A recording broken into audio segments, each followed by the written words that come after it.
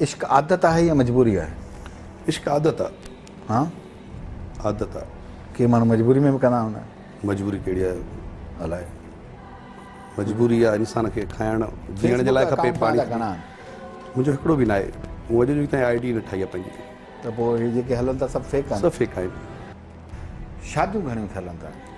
शादियूं 2 आहिनि। इरादो घणनि जो आहे? बसि हाणे बिल्कुलु एंड आहे। क़ुरान घुराए? हाँ, क़ुरान घुराए? हाणे इंसान आहे, नसीब आहिनि, क़िस्मतूं आहिनि, इहे शयूं त लिखे में हूंदियूं आहिनि हिकिड़ियूं। सियासत में केतिरी दिलचस्पी आहे? सियासत में ख़ासि दिलचस्पी न आहे।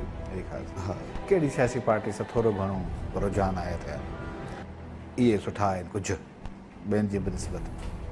असांजा छा चइजे, ही सियासत हिकिड़ी अहिड़ी शइ आहे जो कंहिं ते चवण बि न खपे। बहरहाल मुंहिंजो ई पंहिंजो ज़ाती तरह सां जेको आहे तबियतुनि जा इन हिसाब सां पीपल्स पार्टी सां घणी दिलचस्पी मुंहिंजी रही आहे। कहिड़ो नशो वधीक ख़तरनाक आहे, औरत जो, पैसे जो या शराब? औरत जो। औरत जो नशो वधीक आहे। छो? सो ख़तरनाक आहे। केतिरो ख़तरनाक आहे? मुमताज़ मलाई इश्क में कहिड़ी हद ताईं वञी सघे थो? मिसाल तौरु तव्हांजो महबूब तव्हांखे चए जंहिंसां तव्हांजो इश्क आहे, जंहिंजे लाइ तव्हां पाण खे फना करे सघो था, तव्हांखे चइबो आहे मुंहिंजे साम्हूं पाण खे गोली हण, इहा हद आहे? हद त आहे। करे बि थो?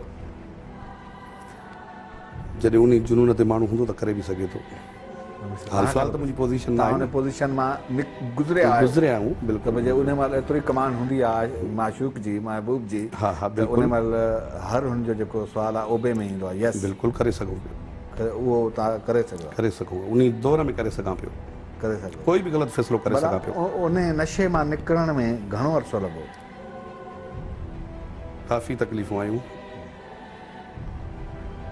केतिरियूं तकलीफ़ूं? घणो टाइम लॻो। अंदाज़न अञा ताईं उन नशे जो असर, लाइ छा कंदा हो भला? सोलो उन नशे जो असर अञा ताईं आहे। उहो ज़रूरु अञा उहो जो ज़रूरु आहे। उहो ज़रूरु अञा ताईं आहे। शादी करणु भला छो ज़रूरी आहे? शादी इंसान कंदो आहे पंहिंजे ज़िंदगीअ लाइ, पंहिंजी औलाद जे लाइ, औलाद थिए, नसुल ब नसुल इंसान जो वधे। बग़ैर शादी जी औलाद न थींदी आहे?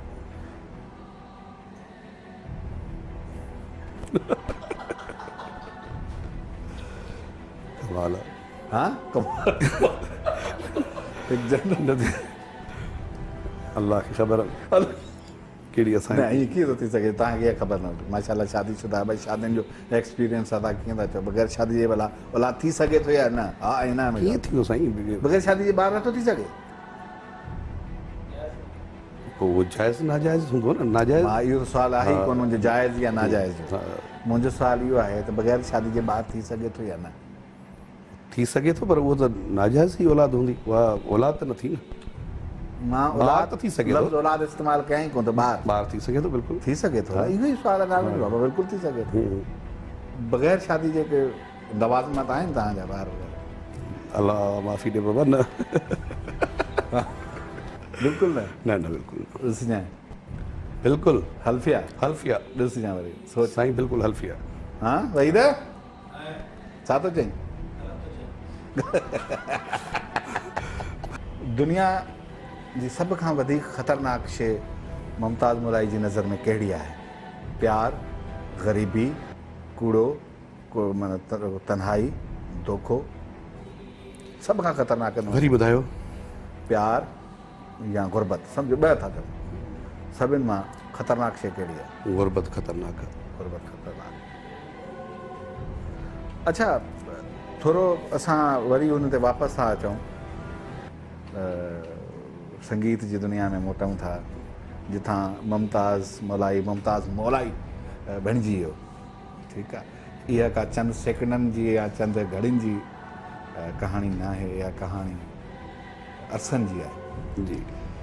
त जीअं त मां सुवालु कयो तव्हां खां त उहा वापसि अचे त तव्हां उन जो जवाबु चुप में ॾिनो। वरी मुंहिंजो सुवालु तव्हांखे रिपीट हूंदो त जेकॾहिं तव्हां वटि वापसि अचणु चाहे त छा तव्हांजा दरवाज़ा खुलियल हूंदा?